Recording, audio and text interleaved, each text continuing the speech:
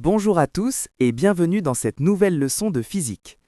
Avez-vous déjà remarqué comment un simple geste, comme lancer une balle ou soulever un objet, peut changer le mouvement d'un corps?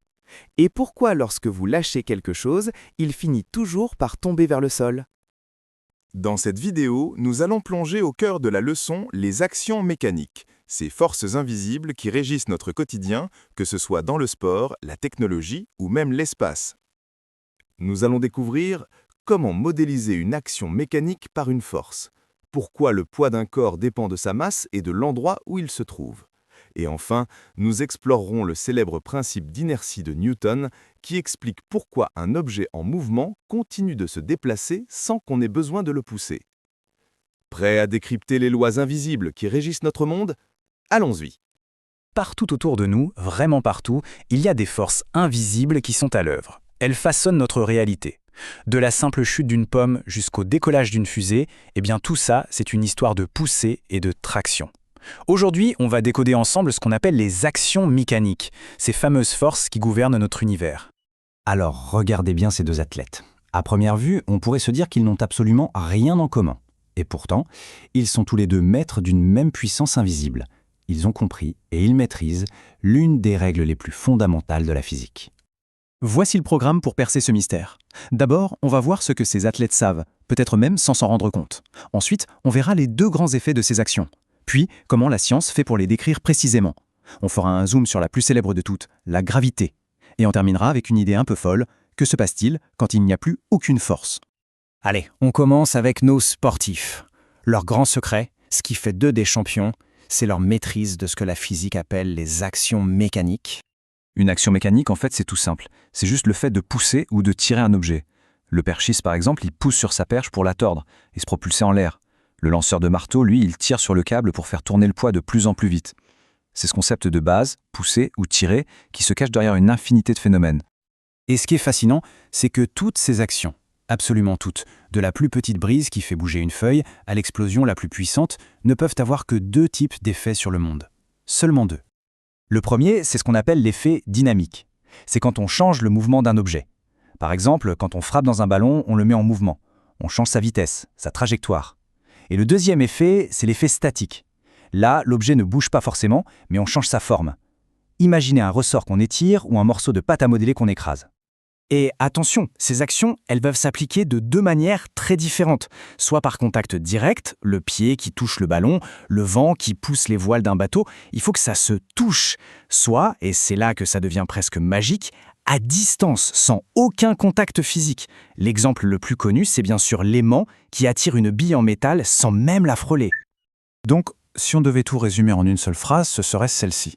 Une action mécanique, c'est n'importe quelle cause qui peut soit changer le mouvement d'un objet, soit le déformer. C'est la synthèse parfaite de ce qu'on vient de voir.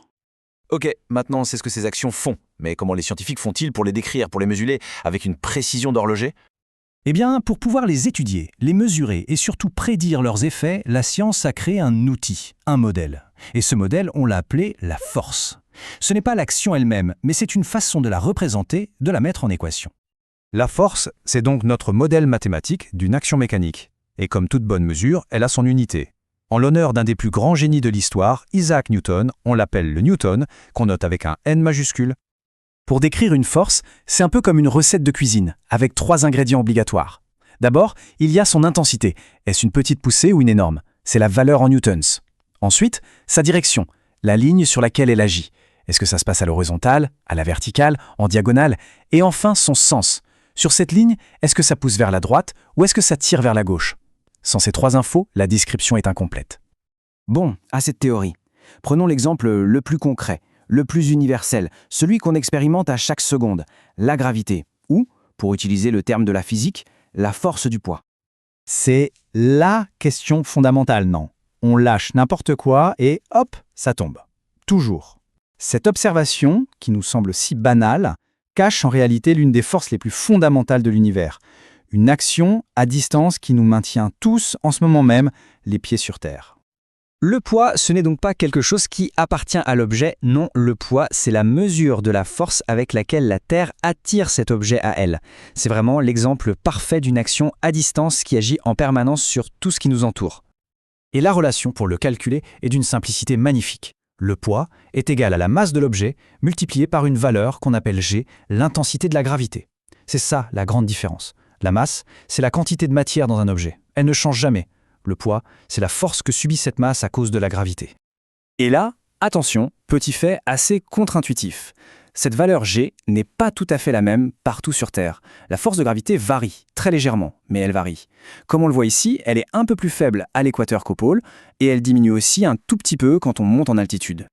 Et pour avoir une idée des échelles, histoire de se représenter ce que c'est, un newton, voici la force de poussée d'une fusée au moment du décollage. 5 millions de newtons, c'est juste colossal. C'est la force qu'il faut pour arracher la fusée à l'attraction de la Terre. Et pour nous, à une échelle plus humaine, un lanceur de poids, c'est environ 500 newtons. Un tir très puissant au football, ça peut dépasser les 1500 newtons. Et un swing de golf, à cause de la vitesse incroyable du club, peut générer une force de plus de 2500 newtons au moment de l'impact. Ça aide à sentir un peu mieux ce que représente cette unité. On a beaucoup parlé de ce que les forces font. Mais maintenant, posons-nous la question inverse, une question qui a complètement changé notre vision du monde. Que se passe-t-il quand il n'y a aucune force ? La réponse, c'est l'un des piliers de toute la physique moderne, le principe d'inertie. Que dit-il? Que si un objet n'est soumis à aucune force, ou si toutes les forces qui s'appliquent sur lui s'annulent parfaitement, alors son mouvement ne change pas, il reste tel quel. Et ça a deux conséquences incroyables. La première, un objet qui est immobile le restera pour toujours. Et la deuxième, encore plus folle, un objet qui est déjà en mouvement va continuer sa course, en ligne droite et à vitesse constante, éternellement. C'est la grande révélation de Newton. Le mouvement n'a pas besoin de force pour continuer. Il n'a besoin d'une force que pour commencer ou pour changer. La clé, elle est là. Il faut comprendre que les forces ne sont pas le moteur du mouvement. Elles sont plutôt la grammaire de l'univers. Ce sont elles qui dictent tous les changements. Démarrer, s'arrêter, tourner, accélérer, freiner. Sans force, pas de changement. Et tout ça nous amène à une dernière question fascinante. Là-haut, dans l'espace, on a pesanteur, où le poids semble avoir disparu. Est-ce que ça veut dire que les règles du mouvement sont effacées? Ou au contraire, est-ce que c'est là, loin de tout, qu'on peut enfin les observer dans leur forme la plus pure? Maintenant, à vous de réfléchir. Si un astronaute en apesanteur lance une balle à l'intérieur d'une station spatiale, quelle sera la trajectoire de cette balle une fois qu'elle aura quitté sa main?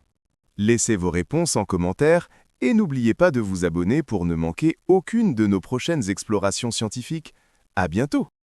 شكراً على المشاهدة. إذا عجبك الفيديو لا تنسى الاشتراك في القناة، قناة بروفي التعليمية.